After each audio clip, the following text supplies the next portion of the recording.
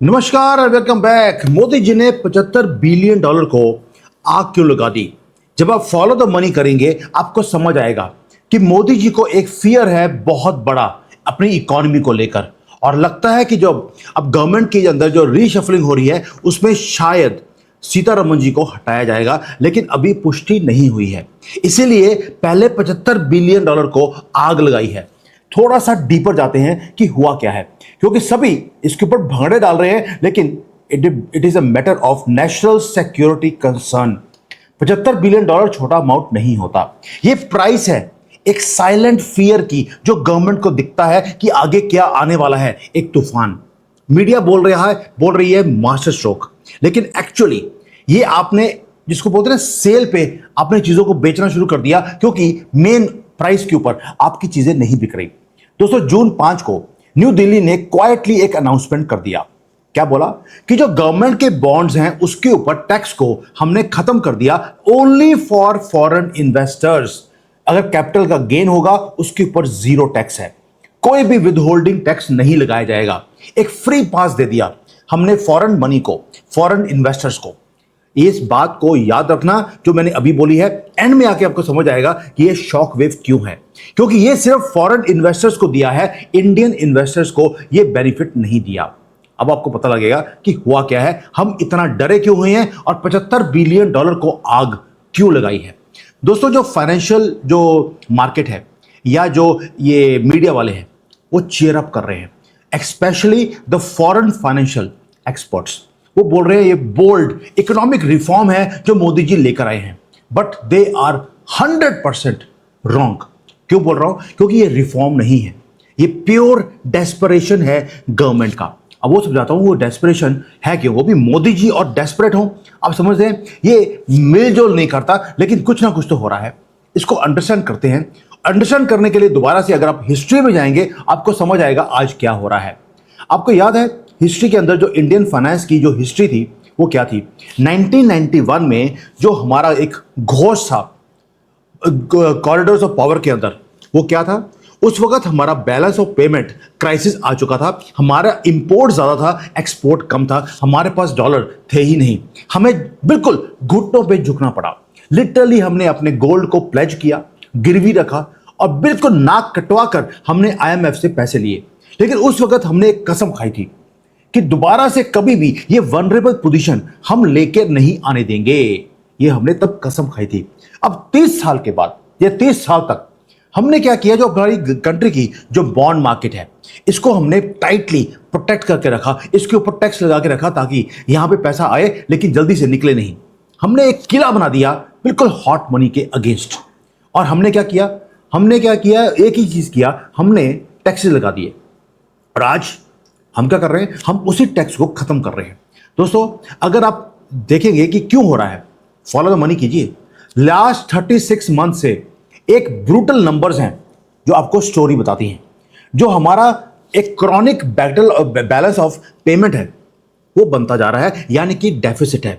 हम इंपोर्ट ज्यादा कर रहे हैं डॉलर बेचकर, और उसके बाद जो एक्सपोर्ट करते हैं वो उसके पैरेलल वो नहीं है। इसलिए जो रुपी है उसके ऊपर रिलेंटलेसली एक प्रेशर है, क्रशिंग प्रेशर है। इसके कारण जो हमारा रुपया है वो आपको मालूम है 97 98 तक पहुंच चुका था। रिजर्व बैंक ऑफ इंडिया ने बड़ी बार स्टेप इन किया। उन्होंने पैसों को बर्न किया, फॉरेन एक्सचेंज को बर्न किया इस रुपये की गिरावट को रोकने के लिए। लेकिन आप हमेशा के लिए अपनी करेंसी को ऐसे बचा नहीं सकते हैं, क्योंकि आप ग्रेविटी है, ग्रेविटी से आप लड़ नहीं सकते। और दूसरा, आप यूएसए का जो फेडरल रिजर्व है उससे आप कभी भी लड़ नहीं सकते और ना ही जीत सकते हैं। अभी नहीं, बाद में जीतेंगे। दोस्तों, वॉशिंगटन ने क्या किया? उसे मालूम है कि हमारे रुपए के ऊपर प्रेशर है। उन्होंने अपना इंटरेस्ट रेट उसको जानबूझकर हाई रखा हुआ है। उसके कारण जो ये पूरा का पूरा दुनिया का पैसा है वो जाकर अमेरिका में पार्क हो रहा है, बिकॉज वहां पर गारंटेड आपको डॉलर में हाई रेट ऑफ इंटरेस्ट आपको मिल रहा है। जितना दुनिया का कैपिटल है, स्पेशली फ्रॉम इमर्जिंग मार्केट्स, वो सारा जा रहा है अमेरिका के अंदर। भारत को स्पेयर नहीं किया गया, और हमारे कंट्री से भी 49 बिलियन डॉलर्स वो ऑलरेडी निकलकर अमेरिका में इन्वेस्ट हो चुके हैं। ये है डॉट नंबर 1। अब डॉट नंबर 2 देखते हैं वो क्या है, जिसके कारण मोदी जी को 75 बिलियन डॉलर को आग लगानी पड़ी। अब सोच के देखिए कि जो रशिया में हुआ रिसेंटली वो क्या था।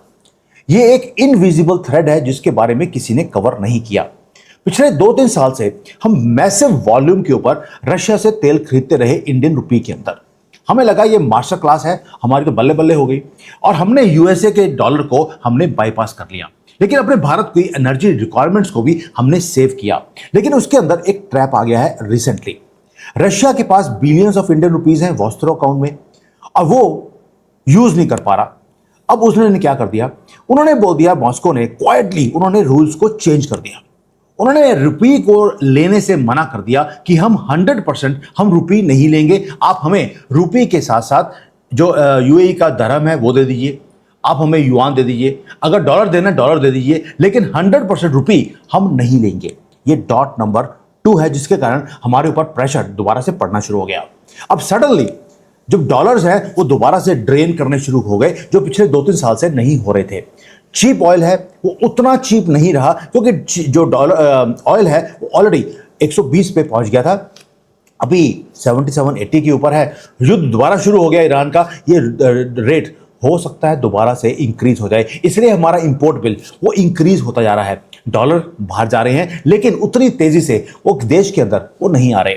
आरबीआई का जो वॉर चेस्ट है वो हैवीली वो हिट्स ले रहा है हर रोज। हमें पैसों को, डॉलर को बर्न भी करना पड़ रहा है, डॉलर को लेके आने की मुहिम चालू भी कर रही है। 1991 वाला वही बेशर्म वाला हमारा जो था जहां पे अपने सोने को गिरवी रखना पड़ा, हम उसको बाईपास भी करने वाले हैं। दोस्तों ये है सारी हाफ स्टोरी। अब आते हैं पूरी स्टोरी के ऊपर कि exactly at the same time कुछ और भी हो रहा है। वो क्या है, उसके लिए आपको चाइना देखना पड़ेगा। चाइना की जो इकॉनमी है वो गिर रही है, रियल एस्टेट नीचे गिरा हुआ है, फॉरेन का जो कैपिटल है वहां से जो मनी है वो बीजिंग को छोड़कर पैनिक में वो बाहर भाग रहे हैं। अब भारत को बोला गया कि ये सारा पैसा जो चाइना से निकल रहा है, all that money will come to India, but क्योंकि हम एक ऑल्टरनेट है, we are the next growth engine. लेकिन अगर फॉलो द मनी करेंगे आपको कुछ स्टार्टलिंग पता लगेगा। वो सारा पैसा भारत में आया ही नहीं। जो ग्लोबल बॉन्ड इंडेक्सेस हैं जैसे जेपी मॉर्गन है, ब्लूमबर्ग है, उन्होंने हेजिटेट किया, उन्होंने रेड फ्लैग लगा दिया कि जो चाइना से पैसा निकल रहा है उसे भारत में इन्वेस्ट नहीं करना। क्यों? क्योंकि they hate our tax structure. हमने टैक्स लगा के रखा हुआ था 1991 से, अपने आप को बचा के रखा हुआ था। इन्होंने क्या बोला, अगर भारत में फ्रिक्शनलेस एंट्री आएगी, यानी कि इनके आने और जाने के ऊपर कोई रिस्ट्रिक्शन नहीं लगेगा, तभी ये पैसे को हमारे यहां पर इन्वेस्ट करेंगे। They want to buy Indian debt but they do not want to buy pay Indian taxes. अब कई सालों से, आपको मालूम है 30-35 सालों से न्यू दिल्ली की गवर्नमेंट्स ने बोला नो, नेवर, हम ये टैक्स को नहीं हटाएंगे ताकि हम अपने जो फिस्कल सॉवरेनिटी है इसको बचा कर रखें। ये चीजें आपको समझनी पड़ेंगी कि आज जाकर अगर मोदी जी पैसों को आग लगा रहे हैं उसका रीजन क्या है। दोस्तों हमने फॉरेन फंड्स के ऊपर हमने टैक्स लगाया, जैसे हमने डोमेस्टिक लोगों के ऊपर, जो हमारे भारत के लोग हैं, अगर वो इन्वेस्ट करते हैं उनके ऊपर टैक्स लगता है, तो फॉरेन फंड्स के ऊपर भी हमने टैक्स लगा दिया और हमने बोल दिया हम वॉल स्ट्रीट के सामने हम नहीं झुकेंगे। हमने किले को मजबूत रखा 35 साल के लिए। Now this is a defining moment. June 5 हर चीज हमने चेंज कर दी और जो कैलकुलेटर है या कैलकुलेशंस है उसको फाइनली हमने ब्रेक कर दिया। गवर्नमेंट ने पैनिक बटन को दबा दिया। रुपी बहुत ज्यादा वीक था, एक्सटर्नल जो डेफिसिट है वो बढ़ता जा रहा है। इसलिए हमने क्या किया, हमने सडनली एक स्वीपिंग एक ऑर्डिनेंस, एक पर्चा निकाल दिया। क्या बोला, जितने टैक्सेस हैं on fully acceptable route securities हमने खत्म कर दिया। यानी कि ये बोल दिया कि हम आपके ऊपर टैक्स नहीं लगाएंगे, आप पैसा ले आइए। प्लस हमने रूल कब दिया है, जून 5 को, लेकिन बोल दिया कि अप्रैल 1 से कोई भी अगर पैसा आया है उसके ऊपर टैक्स नहीं लगाया जाएगा और अगर टैक्स लगा है वो वापस किया जाएगा। सोचो दोस्तों, अब आप मुझे बोलिए क्या ये मास्टर स्ट्रोक है या खतरे की घंटी है जो मोदी जी देख रहे हैं, उन्होंने इस रूल को पास किया। आप इसका मतलब समझिए, हमने वॉल स्ट्रीट को अपनी जो कंट्री की चाबी है फाइनेंस की उसको हैंड ओवर कर दी शॉर्ट टर्म के लिए। हमने 0 टैक्स लगाया है उनके ऊपर। जो रिएक्शन है वो इमीडिएट था और अग्रेसिव था। एक दिन के अंदर 9,000 करोड़ रुपया भारत की जो बॉन्ड मार्केट है उसके अंदर इन्वेस्ट होना शुरू हो गया फॉरेन से। जो करेंसी मार्केट्स हैं उनको थोड़ा सा रिलीफ मिला, तभी ये 97 से 94 के ऊपर हमारा रुपया आ गया। जो रुपया है वो स्टेबलाइज होना शुरू हो गया। मेन स्ट्रीम मीडिया ने सेलिब्रेट किया मैसिव इन्फ्लोज को कि जी देखिए डॉलर आ रहे हैं।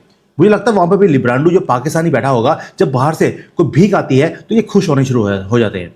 उन्होंने फ्लैश करनी शुरू कर दी हेडलाइंस कि जी फॉरेन इन्वेस्टर्स रिकॉर्ड नंबर में वो भारत में आ रही हैं, but they completely ignored the actual cost.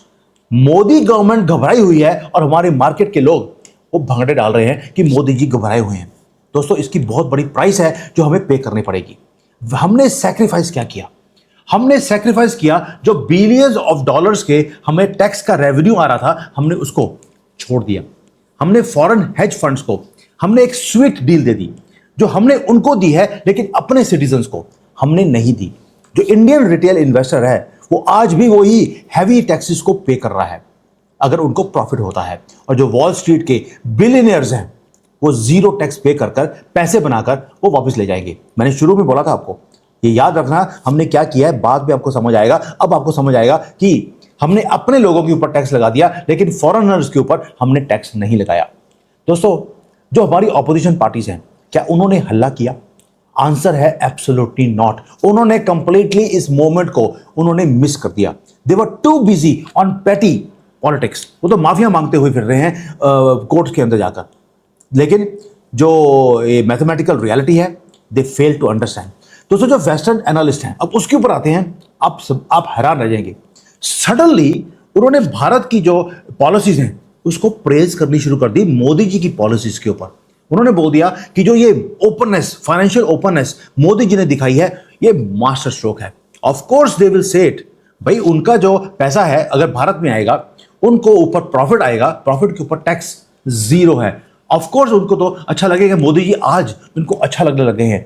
10 साल से जब हमने अपने किले को बचा के रखा था तब मोदी जी खराब थे। ये जो फ्रेमिंग है ये इनके इंटरेस्ट को वो आज सर्व करती है परफेक्टली। इसलिए जो आर्टिकल्स हैं भारत के रिफॉर्म के ऊपर आज बनाए जा रहे हैं। दोस्तों, यही है जियोपॉलिटिकल गेम जो हमेशा प्ले होती है। वो कभी भी टैंक्स के साथ या मिसाइल्स के साथ नहीं लड़ी जाती, वो कैपिटल फ्लोज इनवर्ड्स या आउटवर्ड्स उसी से लड़ी जाती है।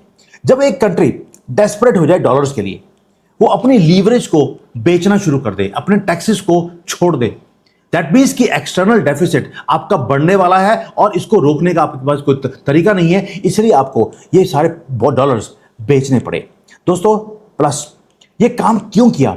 क्योंकि जो हमारा गैप है एक्सपोर्ट का, जो बाहर पैसे जा रहा है, और जो इंपोर्ट है उसके अंदर जो गैप है वो बहुत बड़ा है। उसके होल को फिल करने के लिए आपको बाहर से एक्स्ट्रा पैसा आपको लेके आना पड़ेगा। इसलिए हमने ग्लोबल बॉन्ड की जो मार्केट्स हैं, जो विजिलेंस बोलते हैं, उनको हमने इन्वाइट कर दिया। अपने देश के दरवाजे किले के हमने खोल दिए। दोस्तों, ये इकोनॉमिक विक्ट्री नहीं है, ये हॉस्टेज सिचुएशन है हमारे देश के लिए। मोदी जी को मालूम है क्या आने वाला है, और ज्यादा रिलेंटलेसली हमारे ऊपर प्रेशर आएगा। इसलिए हमने फॉरेन एंटिटीज को हमने एक इमेंस पावर जो हमारे देश की थी, हमने उनके हाथ में दे दी ओवर आवर इकोनॉमी। अब दोबारा से अगर भारत ने इनके ऊपर टैक्स लगाने की कोशिश करी, वो क्या करेंगे? यहां पर पहले 100, 200, 500 बिलियन डॉलर भारत में लगाएंगे, और अगर हमने टैक्स लगाया इमीडिएटली एक दिन में वो 500 बिलियन डॉलर लेंगे और बाहर निकल जाएंगे। और होगा क्या? हमारी जो मार्केट है वो कोलैप्स हो जाएगी, रुपया दोबारा से कोलैप्स हो जाएगा। हम दोबारा से अब इनके ऊपर जल्दी से टैक्स नहीं लगा पाएंगे जब तक हमारी कंट्री स्ट्रांग ना हो जाए। दोस्तों, इसलिए बोल रहा हूं, हमारी जो अटर डिपेंडेंसी है वो अब उनकी गुडविल के ऊपर है। अगर वो चाहेंगे तो भारत में रहेंगे, तो भारत की मार्केट स्टेबल रहेगी। हमने अपना कंट्रोल कंट्री की फाइनेंसिस का शॉर्ट टर्म के लिए हमने इन फॉरेन फंड्स के ऊपर हमने डाल दिया।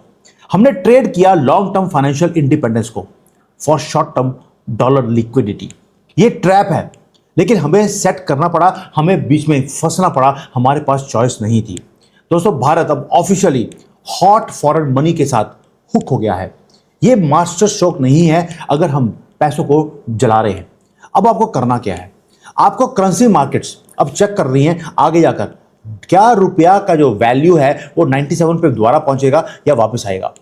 उसके लिए बहुत कुछ है, मैंने ऑलरेडी वीडियोस बनाई हैं, पर ये वीडियो बहुत जरूरी था। आपको साथ में आरबीआई को चेक करना है कि जो अगला इन्फ्लेशन का नंबर आएगा वो हाई है या लो है। आपको नोटिस करना है कि लीवरेज किसके पास है, क्योंकि इस वक्त शॉर्ट टर्म में लीवरेज हमारे हाथ में नहीं है। We no longer control our yield curve. जो वॉल स्ट्रीट है उसके हाथ में हमने भारत की स्टॉक मार्केट और फाइनेंसिस का जो कंट्रोल है वो वॉल स्ट्रीट के हाथ में दे दिया for a short term. And wall street, मैं आपको एक चीज बता दूं, दे नेवर लूज। वो जहां जाते हैं पैसे बनाते हैं और बाहर निकल जाते हैं। और मोदी जी को ये सबर का घूंट पीना पड़ा डेस्परेशन में आकर, क्योंकि कुछ और आगे बड़ी चीजें होने वाली हैं, इसीलिए ये काम किए जा रहे हैं। So let's hope for the best. मैंने कल आज सुबह भी वीडियो बनाया था कि 3 चीजें हैं जो होने वाली हैं। 24 जुलाई को हमारा एक ट्रेड एग्रीमेंट होने वाला है अमेरिका के साथ। अगर वो नहीं हुआ तो बहुत बुरा हाल होगा। अगर ये ईरान का और यूएसए का वॉर दोबारा से एस्केलेट हो गया और जो ऑयल है वो दोबारा से 100 को क्रॉस कर गया, हमारी इकोनॉमी का और बुरा हाल हो जाएगा। और तीसरा, मॉनसून्स अभी भी अच्छे नहीं चल रहे। ये 3 बहुत बड़ी चीजें हैं। अगर ये चीजें ठीक नहीं हुई, हमारे रुपये और हमारी स्टॉक मार्केट और हमारी इकोनॉमी पे बहुत बड़ा असर होगा। इसलिए मोदी जी ने उस सारी चीजों को देखते हुए $75 बिलियन को आग लगा दी। Thank you. जय हिंद, वंदे मातरम।